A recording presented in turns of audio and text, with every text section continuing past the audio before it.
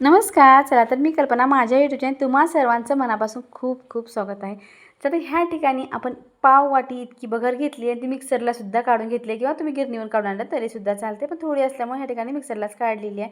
अगदी छान बारीक आपण खूप वेळ फिरवून ही बारीक काढून घेतली किंवा चाळणीनं चाळून घेतली तरीसुद्धा चालते.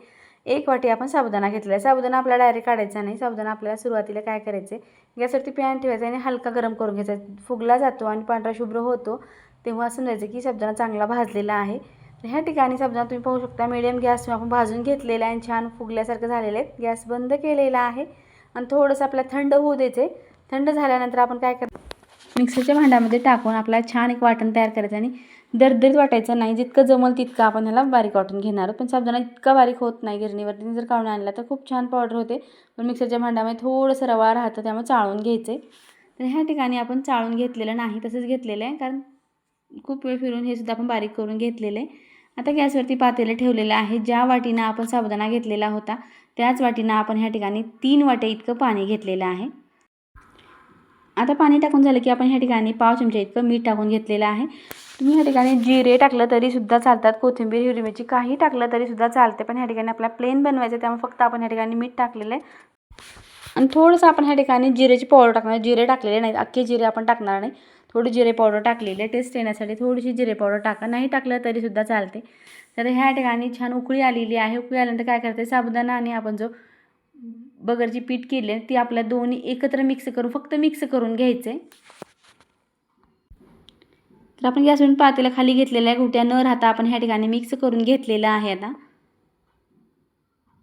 चला तर पुढं अगदी छान भन्नाट पदार्थ आहे. नेहमी जर आपण वेगवेगळे पापड बनवतो, पण हे पापड तुम्ही एकदा जर बनवलं तर नेहमी बनवा. इतके छान खाण्यासाठी आणि करण्यासाठी सुद्धा अतिशय सोपी पद्धत आहे. आता गॅसवरती आपण कढई ठेवली आहे, त्यामध्ये थोडंसं पाणी टाकायचं. पाणी टाकल्यानंतर मध्ये एक स्टँड ठेवायचं आपल्याला. तर ह्या ठिकाणी स्टँड एक चाळणी ठेवून आपण एक काय करणार, ती 2 ते 3 मिनिटासाठी आपण जे मिश्रण आता तयार केलेलं आहे ते आपण ह्यावरती टाकून देणार आहोत. नाही टाकलं तरीसुद्धा चालते, पण सॉफ्ट होण्यासाठी थोडंसं आपल्याला स्टीम करून घ्यायचं आहे, कारण बगर आहे थोडी मिक्स करून घेतलेली आहे. चांगली वापरल्यामुळे पापड जे आहे ते चांगले फुगले जातात आणि परफेक्ट पापड बनून तयार होतात. तर ह्या ठिकाणी 4 मोठे आपण असे बटाटे घेतलेले आहेत, ते आपल्याला आता खिसून घ्यायचे. तुम्ही खिसणीनं खिसा किंवा मॅशरनं केलं तरीसुद्धा चालते. गुठळ्या राहणार आणि त्याची काळजी घेऊन आपण ह्या ठिकाणी खिसणीनेच पूर्ण बटाटे जे आहेत ते चांगले खिसून घेणार आहोत. चला तर हा व्हिडिओ तुम्ही कुठल्या भागातून पाहतात नक्की एक कमेंट करून सांगा, किंवा तुम्ही माझ्या चॅनलवरती नवीन असेल तर चॅनलला एक लाईक करा, शेअर करा, सबस्क्राईब करा. चला तर बोलता बोलता पूर्ण आपले बटाटे जे आहेत ते सर्व आता खिसून झालेले आहेत. चला बटाटा आता खिसून झालेला आहे. आता आपलं स्टीम झालेलं बॅटर कसं झालं पाहायचं आहे.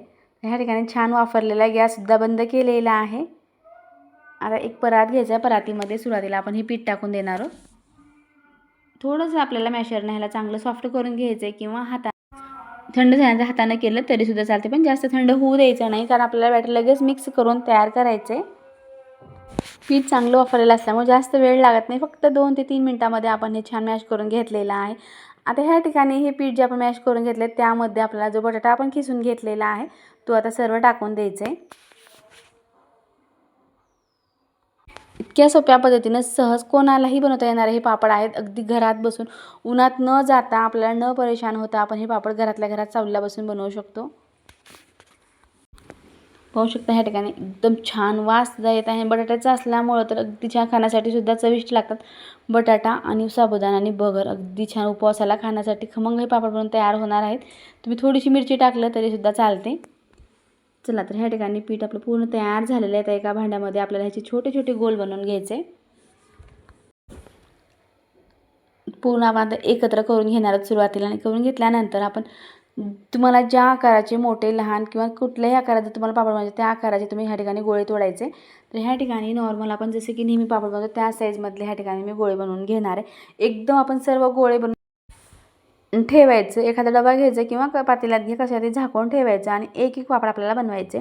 त्यामुळे सोपं जातं आणि हातसुद्धा भरणार नाहीत. सुरुवातीला आपण आता एक एक गोळा आपण ह्या ठिकाणी बनवून घेतलेला आहे आणि सर्व गोळे जे आहेत ते आता ह्या ठिकाणी अशा पद्धतीनं बनवायचं. थोडंसं प्रेस करून वळायचं, म्हणजे चांगलं पापडाचा गोळा जो आहे तो चांगला वळला जाईल आणि बिलकुल पापड जे आहे ते चिरणार नाहीत.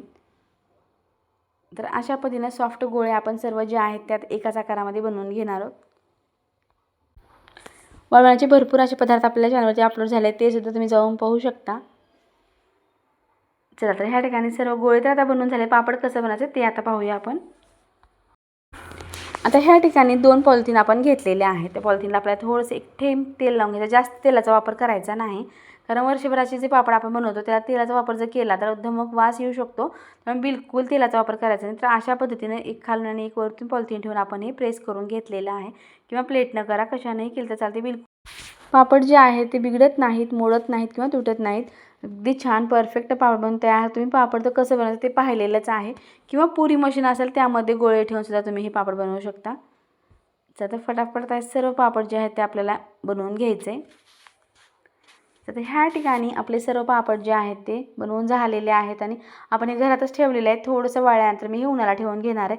तर 1 तासापूर्वी आपण ठेवलेलं होतं आणि 1 तासानंतर आपण उन्हाला 1 दिवसाकरता कडकडीत उन्हाला वाळवून घेतलेले. पाहू शकता या ठिकाणी छान पापड वाळलेले आहेत.